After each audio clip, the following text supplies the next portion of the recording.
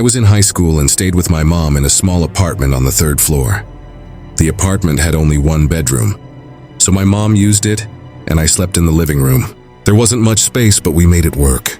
Every morning I woke up at 6 a.m. to get ready for school, and my mom always got up at 5 a.m., so she had enough time to shower, prepare breakfast, and pack my lunch.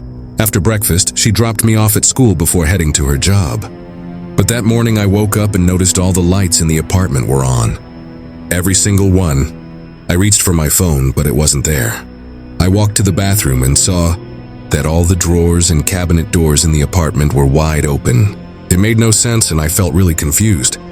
Just then, my mom came out of the bathroom and asked me what on earth I had been doing. I told her I had no idea what she was talking about and asked if she had done it since she always woke up earlier than me. I also asked if she had seen my phone because I couldn't find it. She didn't answer right away. Instead, I saw something change in her green eyes. It was like she suddenly understood what was going on. Fear spread across her face as everything seemed to click in her mind. Without saying a word, she rushed to the kitchen and I followed her. The kitchen window was wide open, and on the floor, a kitchen knife was lying there like it had been dropped in a hurry. She looked closer and pointed at the dusty fingerprints on the wall near the window. It was clear someone had pushed against the wall to climb inside. That's when it finally hit me. Someone had climbed up to our balcony, gotten into our apartment, and stolen from us. They did all this while I was asleep on the couch in the living room, just a few steps away, and the thought made my skin crawl. My mom rushed over and hugged me tightly. She asked if I was okay, and I told her I hadn't heard anything. Not the lights being turned on, not the drawers opening, not even the person moving around the apartment. It felt strange to think someone had been so close to me while I slept. And I didn't even notice. My mind raced as I tried to remember anything unusual from the night before. But nothing came to me. It was like the whole thing happened in a dream, except it was terrifyingly real. It was so strange because I've always been a light sleeper. Even as a kid, and I still am now. But somehow I didn't wake up that night. The person didn't open my mom's bedroom door, so she didn't notice anything either. My grandma says an angel must have protected me while I was asleep. But I don't believe in those things. I also don't think the robber knew I was there in the living room. The police never found out who did it. After that, we put steel bars on the kitchen window to feel safer. Even so, we decided to move to a new place not long after. This happened back when I was in high school, about 6 years ago. Now I'm older and living with my boyfriend, but I'm still paranoid about it. I keep wondering why I didn't wake up that night, but at the same time I feel grateful that I didn't.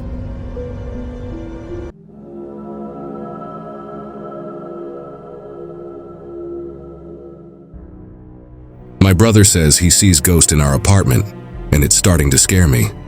It all started 2 years ago when he was 5. The first time it happened, he was sleeping in our mom's room. He usually sleeps in my room, but that night, he wanted to stay with her. So I had the bed all to myself that night, which I was happy about. After I fell asleep, I woke up around 4:15 a.m. I had to get up in 2 hours to get ready for school, so I just lay back down to try to sleep. About 30 seconds after I lay down, my whole body started to shake. And when I tried to sit up and move, I couldn't. That's when I realized I was having sleep paralysis. I couldn't speak or move and I felt completely stuck. About 10 seconds into this, I heard someone talking behind my bed right above my head. The voice sounded so close, like it was just inches away from me. I was laying on my side, so my head was turned that way. I felt like if I could turn my head to look straight up, I would have been looking right at whatever was talking. It sounded like it could have been a man or a woman, but I couldn't tell. They were speaking in English, but I couldn't understand what they were saying. After what felt like a minute, I was able to move again, and the talking stopped. The feeling of my body still vibrating was there, but I could move now. The strange thing was I didn't feel scared, in danger, or threatened at all. After I calmed down, I just laid back down and went to sleep. But my brother went through something much scarier than me. I think a little before I had my experience, he woke up in the middle of the night.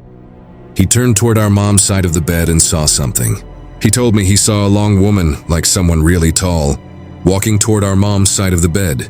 She just stood there staring at our mom, He said it felt strange, like the woman wasn't really there, but he could still see her. I asked him what the woman looked like besides being long, and he said he couldn't remember.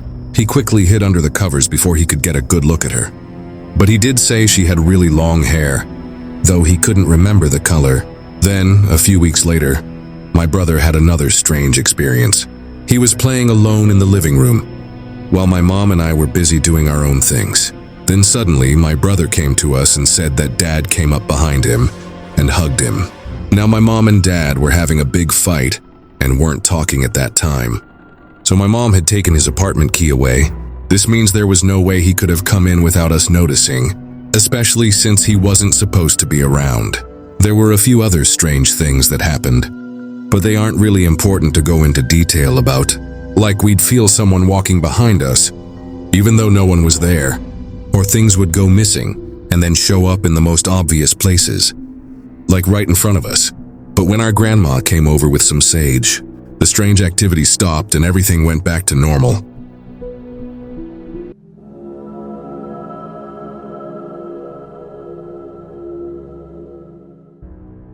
I'm a 24-year-old female, and I recently started living in an apartment in the city after moving from my parents' home in the suburbs.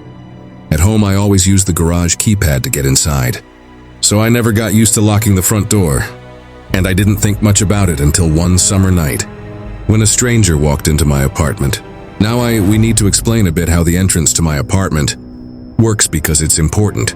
My roommate and I live in a basement unit under the main building, and our windows face an alley with dumpsters, and there are often creepy people in the alley doing weird things. Our front door is behind a heavy main door that stays locked. This door leads to the fire escape and other apartments, which are also locked. However, the fire escape is easy to get to by climbing, and that makes our front door easy to match too. Then one weekend this summer, I had some friends over for drinks before we went out to the bars, when one of my friends told me that a strange, hazy-looking older man had walked into our hallway, looked around and left through the heavy back door. Now we thought he was just a drunk guest who got confused and couldn't find his way out. It seemed odd though, because if you're on the fire escape, it's pretty clear which way leads outside. Now that same night, I woke up around 4 a.m. because my kitten and the Jack Russell puppy I was watching for the weekend were playing in my room. I stayed in bed for about 10 minutes listening to them when I suddenly heard my door open. My roommate wasn't home, so I was alone with a 7-month-old puppy and a 6-month-old kitten who couldn't really help me. I heard footsteps in my hallway. My bedroom door was wide open and my windows had bars on them, so I quickly realized I didn't have a way to escape. Whoever it was didn't seem confused, since my apartment looks very different from the others, and it would be clear they were in the wrong place. Then the puppy started growling and barking from my room. I'm probably lucky the puppy stayed in my room. If she hadn't, the person might have quickly realized she wasn't a real threat. He shut the door behind him, and I heard him leave through the heavy door in a hurry. I might have thought it was an accident if my door wasn't the only one on that floor, or if I had heard noise on the fire escape before he came in. But he entered so quietly. The fact that it happened twice in one night makes me think someone knew my door might be unlocked. Of all nights to be babysitting a dog, I'm so thankful it was that one. I'm also glad I was awake and paying attention. I'll never know what could have happened. It could have ended very badly. Now I always remember to lock my door. Lesson learned.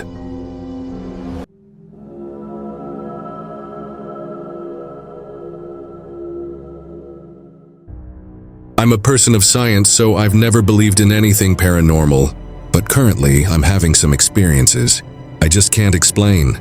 So my girlfriend and I recently bought an apartment. It's small and old, but it's close to our jobs and was surprisingly cheap. We figured the price made it worth it. But after we moved in, we noticed an issue we hadn't faced before.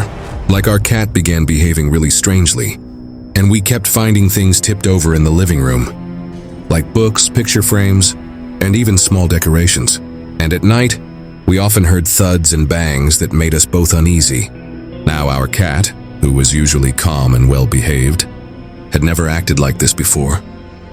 She would dart around the apartment, meowing loudly and staring at empty corners as if she saw something we couldn't. At first, I thought it was just because of the move. Maybe she was nervous and needed time to get used to the smaller space. So I kept telling myself it was normal and hoped she would settle down soon. Then one evening, as my girlfriend and I lay in bed watching a movie on her laptop, a loud crash echoed through the apartment. It sounded like glass breaking in the living room. I got up to see what had happened and found a flower vase shattered on the floor.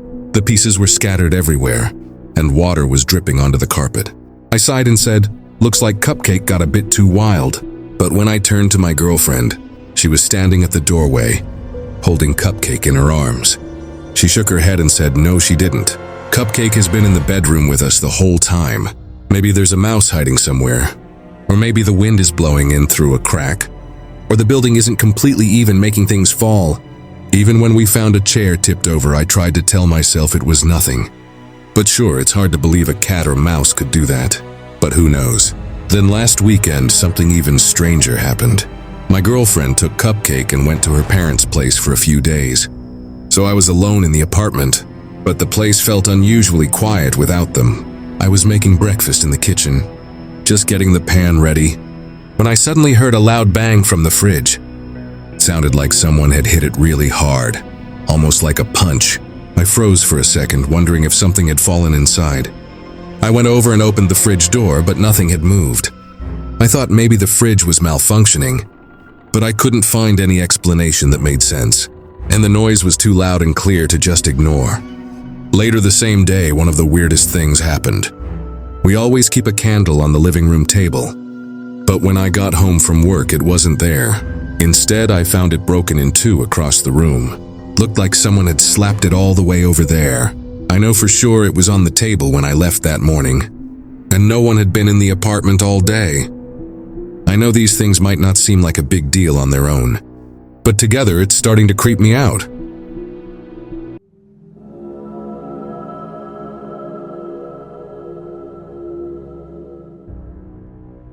Last Sunday evening around 7:30, I was in the rear bedroom of my apartment, focused on assembling a new dresser I had recently bought. The door to the bedroom was open, allowing me to see straight down the hallway into the living room, and my fiancé was there with the kids who were busy playing. When suddenly there was a knock at the door. My 6-year-old son ran to the door and opened it, even though he knows he shouldn't. We're still teaching him not to do that, but he was excited after his birthday party and probably thought someone was coming by for him, even though the party was over. At the door, a woman was standing, and I recognized her as a neighbor from upstairs. She said she needed help and walked straight into our apartment. She started talking quickly and saying confusing things. She claimed she was locked out of the building, even though she was inside. Then she said she could get into her apartment, but not the building. And in the next moment, she said she couldn't get into her apartment. She seemed very confused and kept repeating that she was really tired or exhausted. She was unsteady on her feet. Her speech was messy and she seemed a bit dazed. She kept repeating herself and talking in circles, saying her parents would be very worried if she didn't check in with them, even though I knew she lived alone. Then she kept asking us to call phone numbers for her. She had her phone in her hand, set to video record mode, but it wasn't recording. In her pocket, she was rolling something around over and over. It looked like a screwdriver. As she gave my Beyoncé numbers to dial, she couldn't remember the full numbers. Every number she gave was too short and not a real phone number. When I told her the numbers she gave weren't long enough to be real phone numbers, she would start saying a new number but stop halfway through. This happened 7 or 8 times, and I finally got frustrated. She kept saying her phone wasn't working, so I let her try using mine. But instead of using it, she just stood there holding it, not dialing anything, and kept talking nonsense. I was very upset and uneasy by this point. This woman had walked into my apartment without being invited and was acting strangely around my kids. I told my fiancé to take the kids to the back of the house. Then I tried to get the woman to leave by saying, "Let's go check your apartment. Come with me and we'll see if it's open." I tried to lead her out of my apartment, but she said she was so tired and needed to sit down. Then she just sat down on my living room couch. I wasn't happy about this at all. Actually, I was really mad. But I stayed calm and reminded myself she is our neighbor and I should help her. But on the other hand, My fiance quietly moved behind her to make sure. She couldn't go any farther into the living room or near the kids. After about 5 minutes of her to come with me to check her apartment, she finally walked slowly out. I was already a few steps ahead of her, telling her to follow me. On the way, she tried to go into 2 other apartments that weren't hers, and each time I told her that wasn't her room. Now, when I got to her apartment, the door was wide open. She hadn't caught up to me yet, so I quickly looked inside. The couch cushions were all over the place, and the living room looked messy and upside down. She caught up with me, but tried again to get into another neighbor's apartment across the hall. I stopped her again and got her to go inside, and when she did, she apologized and said, "I'm sorry, this is how we had to meet. I'm just so exhausted." I told her it was okay and went back downstairs, but I felt uneasy, and I decided to call the police. Then after a while, the police arrived and knocked on her door, but there was no answer, so they left. At 04:15 a.m., my 6-year-old son and 1-year-old daughter were still asleep, and so were my fiance and I. I got up to use the bathroom. While I was in the bathroom, I heard a soft knock on the apartment door. The knock was so soft that I actually wondered if I had heard it. I called out to my fiance to ask if she heard it too. She said she didn't hear anything. We both went to the living room to see if we could hear anything else. No sooner had we stepped into the living room than we heard scratching at the front door. The sound of someone clawing at your door is something I never want to hear in the middle of the night. It's truly terrifying. I told my fiance to stay with the kids and make sure they were okay. I opened the door and found the woman from earlier, standing at the top of the stairs in front of my apartment, just staring down at the door. It was really scary. I told her there was no way we were doing this again. I called her crazy and told her to leave my apartment and stay away from my family. She said nothing, just listened, then walked out, probably back to her apartment. I called the police right away. They came and asked her questions, which she answered well enough for them to say there was nothing they could do. This woman was clearly not okay, and was now bothering me and my family, making us feel unsafe and disturbing the peace in our home. Ever since she first came into the apartment acting strange, I've had this heavy feeling in my stomach and an uneasy feeling that whatever this is isn't over.